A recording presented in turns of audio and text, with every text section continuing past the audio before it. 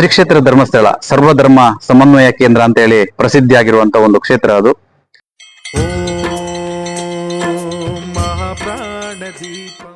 ಇವತ್ತು ರಾಷ್ಟ್ರದಲ್ಲಿ ಸಿದ್ಧವನ ಗುರುಕುಲ ಒಂದು ಪ್ರಸಿದ್ಧಿಯನ್ನ ಮನ್ನಣೆಯನ್ನ ಪಡೆದಂತ ಒಂದು ಕ್ಷೇತ್ರ. ಶಿವಂ ಶಿವಂ 1943ನೇ ಇಸವಿಯಲ್ಲಿ ಈ ಒಂದು ಶಿಕ್ಷಣ ಸಂಸ್ಥೆ ಉದ್ದೀಪನಗೊಂಡಿದೆ. ಶಿವಂ ಶಿವಂ ಮಹಾಸೂರ್ಯ ಚಂದ್ರ.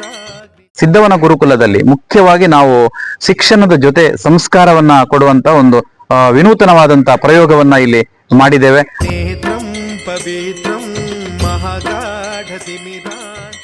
ಒಬ್ಬ ವಿದ್ಯಾರ್ಥಿ ಸಮಾಜದಲ್ಲಿ ಒಬ್ಬ ಒಳ್ಳೆಯ ಪೊಸಿಷನ್ಗೆ ಒಂದು ಒಳ್ಳೆಯ ವ್ಯಕ್ತಿಯಾಗಿ ರೂಪುಗೊಳ್ಳಲಿಕ್ಕೆ ಸಾಧ್ಯತೆ ಇದೆ.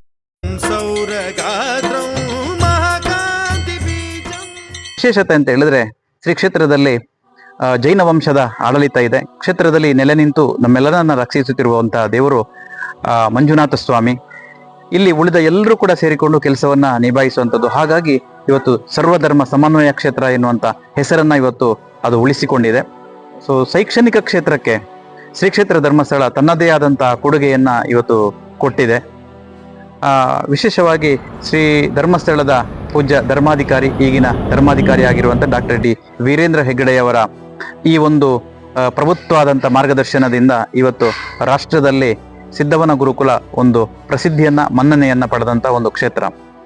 ಧರ್ಮಾಧಿಕಾರಿ ಡಾಕ್ಟರ್ ವೀರೇಂದ್ರ ಹೆಗ್ಗಡೆಯವರ ತಂದೆ ರತ್ನರ್ಮ ಹೆಗಡೆಯವರು, ಅವರ ತಂದೆ ದಿವಂಗತ ಮಂಜಯ್ಯ ಹೆಗ್ಗಡೆಯವರು ಅಂತೇಳಿ ಸುಮಾರು 80 ವರ್ಷಗಳ ಹಿಂದೆ ಉಜಿರೆ ಎನ್ನುವಂತ ಒಂದು ಸಣ್ಣ ಪರಿಸರ, ಸಣ್ಣ ಗ್ರಾಮ ಮತ್ತು ಕುಗ್ರಾಮವಾಗಿದ್ದಂತ ಒಂದು ಈ ಪರಿಸರ, ಧರ್ಮಸ್ಥಳದಿಂದ 9 ಕಿಲೋಮೀಟರ್ ದೂರದಲ್ಲಿರುವಂತ ಈ ಗ್ರಾಮ ಇದು. ಅಂದಿನ ಆ ಸಮಯದಲ್ಲಿ ವಿದ್ಯಾಭ್ಯಾಸ ಇಲ್ಲದೆ ಬಹಳಷ್ಟು ಕುಟುಂಬಗಳು ಶೈಕ್ಷಣಿಕ ಅಂದ್ರೆ ಅನಕ್ಷರಸ್ಥರಾಗಿದ್ರು. ಅಂತಹ ಒಂದು ಪ್ರದೇಶಕ್ಕೆ ಶಿಕ್ಷಣದ ಅಗತ್ಯತೆ ಇದೆ ಎನ್ನುವಂಥದ್ದನ್ನ ಪೂಜ್ಯ ದಿವಂಗತ ಮಂಜಯ್ಯ ಹೆಗ್ಗಡೆಯವರು ಮನಗಂಡು ಇಲ್ಲಿ ಒಂದು ಗುರುಕುಲ ಪದ್ಧತಿಯನ್ನ ಆರಂಭಿಸಬೇಕು, ಈ ಪರಿಸರದ ಜನರಿಗೆ ಶಿಕ್ಷಣವನ್ನ ಕೊಡಬೇಕು ಎನ್ನುವಂತ ನಿಲುವಿನಲ್ಲಿ ಸಿದ್ಧವನದಲ್ಲಿ ಗುರುಕುಲ ಎನ್ನುವಂತ ಒಂದು ಸಣ್ಣ ಶೈಕ್ಷಣಿಕ ಒಂದು ಸಂಸ್ಥೆಯನ್ನ ಹುಟ್ಟು ಹಾಕಿದರು. ಹಾಗಾಗಿ ಇದರ ಸ್ಥಾಪಕರು 1943ನೇ ಇಸವಿಯಲ್ಲಿ ಈ ಒಂದು ಶಿಕ್ಷಣ ಸಂಸ್ಥೆ ಉದ್ದೀಪನಗೊಂಡಿದೆ. ಈ ಒಂದು ಶಿಕ್ಷಣ ಸಂಸ್ಥೆಯನ್ನ ಪೋಷಿಸಿದವರು ರತ್ನವರ್ಮ ಹೆಗಡೆಯವರು.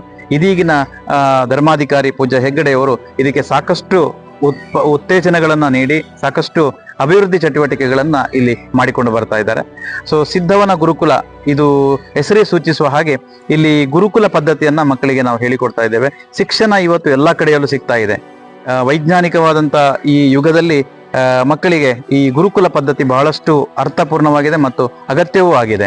ಸೊ ಹಾಗಾಗಿ ಸಿದ್ಧವನ ಗುರುಕುಲದಲ್ಲಿ ಮುಖ್ಯವಾಗಿ ನಾವು ಶಿಕ್ಷಣದ ಜೊತೆ ಸಂಸ್ಕಾರವನ್ನ ಕೊಡುವಂತ ಒಂದು ವಿನೂತನವಾದಂತಹ ಪ್ರಯೋಗವನ್ನ ಇಲ್ಲಿ ಮಾಡಿದ್ದೇವೆ. ಹಾಗಾಗಿ ಅದು 100% ಫಲಿತಾಂಶವನ್ನು ನಮಗೆ ಕೊಟ್ಟಿದೆ.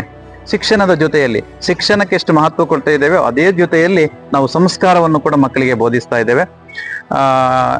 ಇದರಿಂದಾಗಿ ಮಕ್ಕಳು ಸಾಕಷ್ಟು ಅಭಿವೃದ್ಧಿಯಾಗಿದ್ದಾರೆ, ಸಾಕಷ್ಟು ಜನ ಈ ವಿದ್ಯಾಭ್ಯಾಸವನ್ನು ಪಡ್ಕೊಂಡು ಹೋಗಿದ್ದಾರೆ.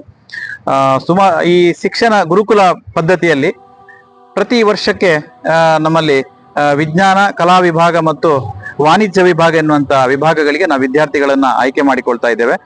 ಹಾಗಾಗಿ ಸುಮಾರು 220 ವಿದ್ಯಾರ್ಥಿಗಳು ಈ ಶಿಕ್ಷಣದ ಪ್ರಯೋಜನವನ್ನು ಪಡಿತಾ ಇದ್ದಾರೆ. ಸೊ 80 ಜನ ಸ್ಪೋರ್ಟ್ಸ್ ವಿಭಾಗದಲ್ಲಿ ನಮ್ಮ ಜೊತೆಯಲ್ಲಿ ಶಿಕ್ಷಣವನ್ನ ಪಡಿತಾ ಇದ್ದಾರೆ. ಮುಖ್ಯವಾಗಿ ಇಲ್ಲಿ ಅರ್ಹತೆಗಳು ಏನಿದೆ ಅಂತ ಹೇಳಿದ್ರೆ ಕನಿಷ್ಠ ಒಂದು 70% ಅಧಿಕ ಒಂದು ಅಂಕವನ್ನ ಪಡೆದಿರಬೇಕು. ಆರ್ಥಿಕವಾಗಿ ಹಿಂದುಳಿದಂತ ಒಂದು ಪ್ರತಿಭಾವಂತ ವಿದ್ಯಾರ್ಥಿಗಳಿಗೆ ನಮ್ಮ ಸಿದ್ಧವನ ಗುರುಕುಲಕ್ಕೆ ಪ್ರವೇಶಕ್ಕೆ ಅವಕಾಶ ಇರ್ತದೆ. ಸೊ ಈ ಸಿದ್ಧವನ ಗುರುಕುಲದ ವಿಶಿಷ್ಟತೆ ಮತ್ತು ಇಲ್ಲಿಯ ಚಟುವಟಿಕೆಗಳು ಹೇಗಿರ್ತದೆ ಅಂತ ಹೇಳಿದ್ರೆ, ಸೊ ಇಲ್ಲಿ ನಾನು ಆಗ್ಲೇ ಹೇಳಿದ ಹಾಗೇನೆ ಶಿಕ್ಷಣದ ಜೊತೆಯಲ್ಲಿ ನಾವು ಸಂಸ್ಕಾರಕ್ಕೆ ಅಂದ್ರೆ ವಿದ್ಯಾರ್ಥಿಯೊಬ್ಬ ನಿಜ ಜೀವನದಲ್ಲಿ ಏನೆಲ್ಲ ಅವನು ಅನುಭವಿಸ್ತಾನ ಅದನ್ನ ಇಲ್ಲಿ ಜೀವನ ಶಿಕ್ಷಣವನ್ನ ಅವನು ತಿಳ್ಕೊಂಡು ಹೋಗ್ಬೇಕು ಎನ್ನುವಂತ ದೃಷ್ಟಿ ಇಟ್ಕೊಂಡು ಇಲ್ಲಿ ಜೀವನ ಶಿಕ್ಷಣವನ್ನ ಮಕ್ಕಳಿಗೆ ನಾವು ಬೋಧಿಸ್ತಾ ಇದ್ದೇವೆ. ಸೊ ಬೆಳಿಗ್ಗೆ ನಮ್ಮ ಮಕ್ಕಳು 5 ಗಂಟೆಗೆ ಎದ್ದೇಳ್ತಾರೆ.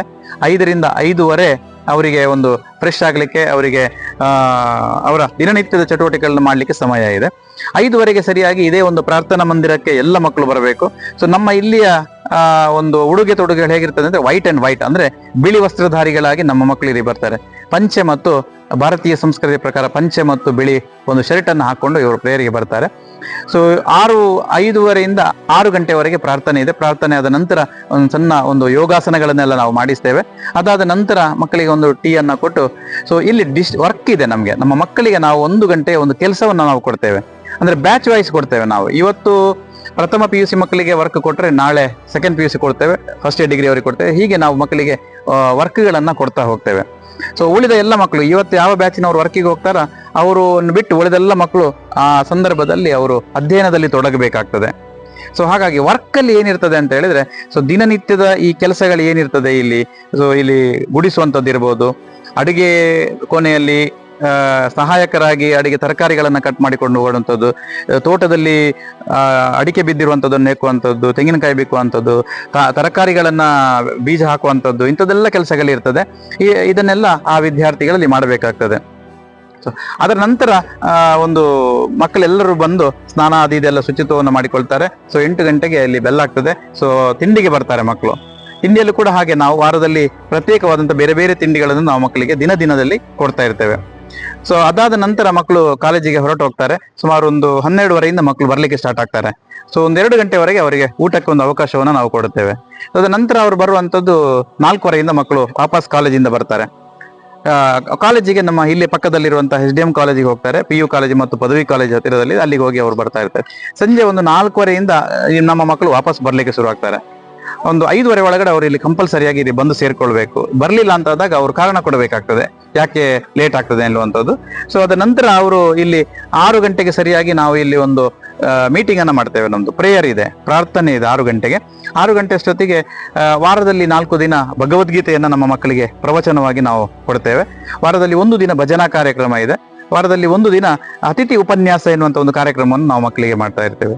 ವಾರದಲ್ಲಿ 1 ದಿನ ಕಲ್ಚರಲ್ ಪ್ರೋಗ್ರಾಮ್ ಇದೆ. ಪ್ರತಿ ಭಾನುವಾರ ನಮ್ಮ ಮಕ್ಕಳಿಗೆ ಸಾಂಸ್ಕೃತಿಕ ಕಾರ್ಯಕ್ರಮವನ್ನು ನಾವು ಆಯೋಜನೆ ಮಾಡ್ತೇವೆ. ಈ ಕಾರ್ಯಕ್ರಮವನ್ನು ಕೂಡ ಅದೇ ಮಕ್ಕಳು ಅವರೇ ಅರೇಂಜ್ ಮಾಡಬೇಕು, ಅವರೇ ಸೆಟ್ಟಿಂಗ್ ಮಾಡಬೇಕು, ಅವರೇ ತೋರ್ಪಡಿಸಬೇಕು. ಸೊ ಹಾಗಾಗಿ ಇಲ್ಲಿ ಅವರ ಟ್ಯಾಲೆಂಟಿಗೆ, ಅವರ ಪ್ರತಿಭೆಗಳಿಗೆ ಸಾಕಷ್ಟು ಅವಕಾಶಗಳನ್ನು ನಾವಿಲ್ಲಿ ಕೊಡ್ತಾ ಇರ್ತೇವೆ. ಸಂಜೆ ಮಕ್ಕಳಿಗೆ ಊಟಕ್ಕೆ ಬಿಡ್ತೇವೆ. ಒಂದು 7-7:30 ಒಳಗಡೆ ಮಕ್ಕಳದು ಊಟ ಆಗ್ತದೆ. ಸೊ ಊಟ ಆದ ನಂತರ 7:30ಯಿಂದ 10:00ವರೆಗೆ ಮಕ್ಕಳಿಗೆ ಅಧ್ಯಯನದ ಅವಧಿ ಅದು. ಈ ಸಂದರ್ಭದಲ್ಲಿ ಎಲ್ಲ ಮಕ್ಕಳು ಅವರ ಅಧ್ಯಯನದಲ್ಲಿ ತೊಡಗಿಸಿಕೊಳ್ಬೇಕಾಗ್ತದೆ. 10:30 ನಂತರ ಅವರಿಗೆ ವಿರಾಮ ಇರ್ತದೆ. ಸೊ ಈ ರೀತಿಯ ಒಂದು ಟೈಮ್ ಟೇಬಲ್, ಅಂದ್ರೆ ಎಡೆಬಿಡದ ಟೈಮ್ ಟೇಬಲ್ ನಾವು ಮಕ್ಕಳಿಗೆ ಕೊಟ್ಟಿರ್ತೇವೆ. ಸೊ ಹೀಗಾಗಿ ನಮ್ಮ ಮಕ್ಕಳಿಗೆ ಪ್ರತ್ಯೇಕವಾಗಿ ಬೇರೆ ಯೋಚನೆ ಮಾಡುವಂತ ಅವಕಾಶಗಳು ಇಲ್ಲಿ ಇಲ್ಲದೇ ಇರುವುದರಿಂದ ಹೆಚ್ಚಾಗಿ ಅವರು ಅಧ್ಯಯನದಲ್ಲಿ ತೊಡಗಿಸಿಕೊಳ್ತಾರೆ ಮತ್ತು ಅವರ ಗುಣನಡತೆಯಲ್ಲಿ ನಾವು ಸಾಕಷ್ಟು ಬದಲಾವಣೆಗಳನ್ನ ಇಲ್ಲಿ ನಿರೀಕ್ಷೆ ಮಾಡಲಿಕ್ಕೆ ಸಾಧ್ಯತೆ ಇದೆ. ಸೊ ಇದಿಷ್ಟು ಅವರ ದಿನದ ಚಟುವಟಿಕೆಗಳ ಬಗ್ಗೆ ಇಲ್ಲಿ ನಾವು ಆಯೋಜನೆಯನ್ನ ಮಾಡ್ತೇವೆ. ಇದು ಒಂದು ಉಚಿತ ಶಿಕ್ಷಣವನ್ನ ಕೊಡುವಂತದ್ದು. ಇಲ್ಲಿ ಯಾವುದೇ ರೀತಿಯ ಮಕ್ಕಳಿಗೆ ನಾವು ಫೀಸನ್ನು ನಾವು ತಗೊಳ್ತಾ ಇಲ್ಲ. ಹಾಗಾಗಿ ಕ್ಷೇತ್ರದಿಂದ ಕೊಟ್ಟಂತ ಒಂದು ಒಳ್ಳೆಯ ಅವಕಾಶವನ್ನ ಅತ್ಯಂತ ಶ್ರದ್ಧೆಯಿಂದ ಅತ್ಯಂತ ಸದ್ಬಳಕೆ ಮಾಡಿದಂತ ಒಬ್ಬ ವಿದ್ಯಾರ್ಥಿ ಸಮಾಜದಲ್ಲಿ ಒಬ್ಬ ಒಳ್ಳೆಯ ಪೊಸಿಷನ್ಗೆ, ಒಂದು ಒಳ್ಳೆಯ ವ್ಯಕ್ತಿಯಾಗಿ ರೂಪುಗೊಳ್ಳಲಿಕ್ಕೆ ಸಾಧ್ಯತೆ ಇದೆ. ಅವನನ್ನು ತೊಡಗಿಸಿಕೊಂಡಾಗ ಅವನ ವ್ಯಕ್ತಿತ್ವವನ್ನು ಸಮಾಜಕ್ಕೆ ಕೊಡೋದ್ರ ಮೂಲಕ ಒಂದು ಒಳ್ಳೆಯ ಬದುಕು